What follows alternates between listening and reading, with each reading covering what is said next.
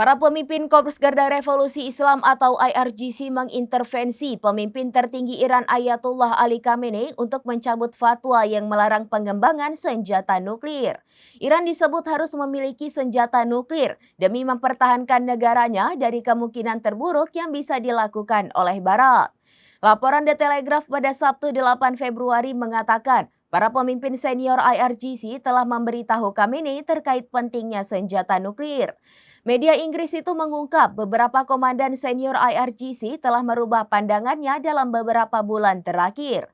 Terlebih setelah terpilihnya Donald Trump sebagai Presiden Amerika Serikat, kini para panglima IRGC mendesak Iran mengembangkan senjata pamungkasnya yakni bom nuklir. Melansir Tribunnews.com pada Senin 10 Februari 2025, seorang pejabat IRGC mengatakan Iran tidak pernah dalam kondisi serentan ini. Menurutnya ini mungkin menjadi kesempatan terakhir Iran untuk mendapatkan kelanjutan produksi bom nuklir sebelum terlambat.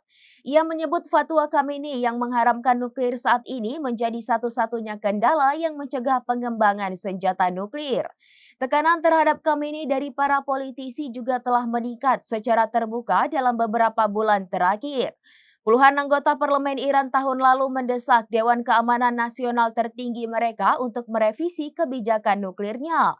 Seorang anggota parlemen mengatakan fatwa Khamenei akan tetap berlaku. Namun menurutnya dalam fatwa Islam Syiah, putusan dapat berubah berdasarkan waktu dan keadaan.